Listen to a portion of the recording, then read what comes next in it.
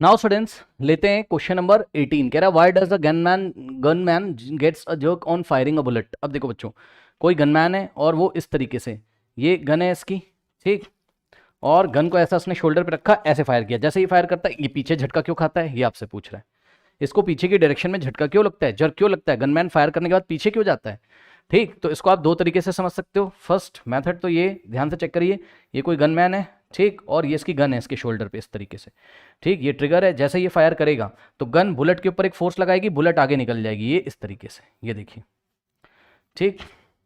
या इसको हम थोड़ा सा यहाँ पे बना देते हैं। गन का मैकेनिज्म कुछ ऐसा है कि जैसे इसमें से बुलेट फायर होती है तो बुलेट क्यों आगे निकलती है, तो जवाब है गन के अंदर ऐसा मैकेनिज्म होता है कि गन बुलेट के ऊपर फोर्स लगाती होगी। सोचो, गन बुलेट के ऊपर फोर्स लगाती होगी, तो गन ने बुलेट को दिया एक्शन, गन ने बुलेट को, व्हाइट कलर का गन और ये येलो कलर का बुलेट है, ठीक, तो गन ने क्या किया, बुलेट को एक्शन दिया, तो ये हो गया एक्शन। अब सुनो, जितना एक्शन बुलेट को मिलेगा उतना ही बुलेट रिएक्शन देगा किसको, गन को। खुद सोचो, गन ने बुलेट को दबाया F4 से, बुलेट गन को पीछे की डायरेक्शन में दबाएगा F4 से, ठीक। तो आगे की डायरेक्शन में एक्शन मिला गन के द्वारा बुलेट को, तो पीछे की डायरेक्शन में रिएक्शन होगा। रिएक्शन किसके ऊपर आएगा, रिएक्शन आएगा गन के ऊपर बुलेट के द्वारा। तो जितना एक्शन उतना ही reaction. Equal and opposite forces हैं, टू डिफरेंट बॉडीज पर लग रहे हैं। एक्शन लग रहा है बुलेट पर, रिएक्शन लग रहा है गन के ऊपर, ठीक। तो इस तरीके से जब रिएक्शन मिलेगा तो बुलेट तो आगे निकल गई, रिएक्शन मिलेगा तो जो गनमैन है वो ऐसे पीछे जाएगा, क्योंकि गन उसके शोल्डर पे रखी है तो उसकी बॉडी पे इफेक्ट आएगा। एक तो ऐसे आप समझ सकते हो, ठीक, यही यहाँ पर लिखा हुआ है। दूसरा भी तरीका मैं आपको बताता हूँ कैसे समझ सकते हो। देखिए, कह रहा when a bullet is fired from a gun, the force pushing the bullet forward is equals to the force pushing the gun backward. However, because of the high mass of the gun, it moves only a little distance backward and gives a backward jerk or kick to the shoulder of the gunman. अब देखो यहाँ एक बात और बताई गई है क्या, कि जो गन है, ठीक है ना, गन का मास क्या है, बहुत ज़्यादा है, गन भारी होती है, गन का मास बहुत ज़्यादा है, और अगर गन का मास बहुत ज़्यादा होगा, ध्यान से सुन लो मेरी बात, तो पीछे जो रिएक्शन मिलेगा, सपोज एफ फोर्स का रिएक्शन मिल रहा है पीछे, अब हमको पता है एफ इज इक्वल टू क्या होता है, मास इंटू एक्सलेशन। तो यहाँ से अगर एक्सलेशन निकालोगे तो एफ कितना आ जाएगा, एफ बाई एम, ठीक है ना, चेक कर लीजिए, ए बराबर एफ बाई एम हो जाएगा, भाई एम मल्टीप्लाई इधर जाके डिवाइड करेगा, ठीक। तो दिए गए फोर्स के लिए पीछे फोर्स आता है, बुलेट ने पीछे फोर्स दिया रिएक्शन का, मना नहीं कर रहे हैं, लेकिन बच्चों ये जो फोर्स दिया है, इस फोर्स के लिए, जो भी फोर्स है, इस फोर्स के लिए आप देखोगे तो acceleration is inversely proportional to mass, यानी कि यदि मास ज्यादा है तो एक्सलेशन कम से कम प्रोड्यूस होगा। ऑब्वियसली अगर मास ज्यादा है तो एक्सलेशन कम प्रोड्यूस होगा। तो गन को इसीलिए थोड़ा भारी भी बनाया जाता है जानबूझ के, ठीक है ना। तो गन को भारी बनाने से क्या फायदा है, गन का मास ज्यादा है, जैसे इसको रिएक्शन वाला फोर्स मिलेगा, भाई फोर्स मिलने का क्या मतलब है कि गन एक्सलेट होगी पीछे की डायरेक्शन में, गन की वेलोसिटी में चेंज आएगा, पहले गन रेस्ट पे थी अब पीछे जाएगी, तो पीछे वो धीरे से एक्सलेट हो, ज्यादा तेजी से एक्सलेट ना हो, अचानक से उसकी वेलोसिटी में ना चेंज आ जाए, इसलिए मास थोड़ा सा ज्यादा भी रखा जाता है। तो गन का मास ज्यादा होने की वजह से एक्सलेशन कम प्रोड्यूस होगा और इस बंदे को ज्यादा परेशानी नहीं होगी। वरना तो अगर ज्यादा एक्सलेशन मिल जाता, गन को हल्का बना देते, हम बना सकते हैं, गन को लाइटर वेट का बना देते, मास हो जाता गन का कम, अगर मास कम हो जाता एक्सलेशन ज्यादा हो जाता, पीछे चली जाती, बंदा संभाल ही नहीं पाता, ठीक है। ये हो गया पहला तरीका। दूसरा तरीका ये है समझने का, ये तो हमने समझा न्यूटन थर्ड लॉ से। दूसरा तरीका ये है, कंजर्वेशन ऑफ मोमेंटम से आप समझ सकते हो। ये देखिए, ये भी गन है, ठीक है स्टूडेंट्स, ये गन है और ये कोई बंदा है, इसके शोल्डर पे गन रखी हुई है, ठीक।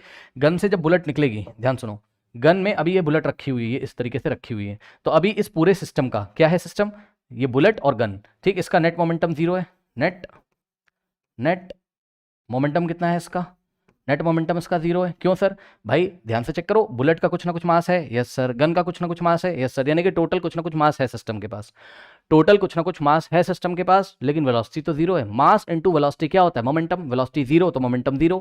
अभी नेट मोमेंटम 0 है, जैसे ही फायर करेगा, ठीक है, ये before firing, net momentum before firing, ठीक, फायर करने से पहले नेट मोमेंटम है 0, आफ्टर फायरिंग क्या होगा, यहां से देखिए, आफ्टर फायरिंग, जैसे ही बच्चों ये फायरिंग कर देगा क्या होगा, चेक करिए आप, जैसे ही फायरिंग हो जाएगी, ये देखिए, ये इसकी गन है, ठीक, और जैसे ही फायरिंग होगी बुलेट निकल जाएगी आगे की डायरेक्शन में। अब बुलेट अगर आगे की डायरेक्शन में निकल रही है तो बुलेट के पास कुछ ना कुछ मास है, कुछ ना कुछ उस पर वेलोसिटी आ गई, तभी तो आगे निकल रही है, ठीक है ना। यानी कि इस बुलेट के पास एक मोमेंटम आ गया है, लेट अस से पी मोमेंटम आ गया, ठीक, तो पी मोमेंटम आ गया बुलेट के पास फॉरवर्ड डायरेक्शन में। तो सुनो ध्यान से, बिफोर फायरिंग नेट मोमेंटम 0 था, तो आफ्टर फायरिंग भी नेट मोमेंटम कितना होना चाहिए, 0 होना चाहिए। ध्यान से सुनो, ये law of conservation of momentum क्या कहता है कि अगर किसी सिस्टम पे कोई फोर्स ना लगाया जाए, कोई एक्सटर्नल फोर्स ना लगाया जाए, तो सिस्टम का नेट मोमेंटम क्या रहेगा, कंजर्व रहेगा। सिस्टम में कोई चेंजेस आ रहे हैं, हाँ, पहले फायर नहीं किया था, फायर कर दिया, तो ये आफ्टर फायरिंग सिस्टम में जो भी चेंज आ रहे होंगे, चेंज आने का मतलब है बुलेट पीछे जा रही है और सॉरी बुलेट आगे जा रही है, गन पीछे जा रही है, तो ये सब जो भी चेंजेस आ रहे हैं, इन चेंजेस के दौरान कंजर्वेशन आपका क्या, सॉरी मोमेंटम आपका क्या रहेगा, कंजर्व रहेगा, यानी कि जितना मोमेंटम पहले था उतना ही अभी भी रहेगा, याद रखिएगा।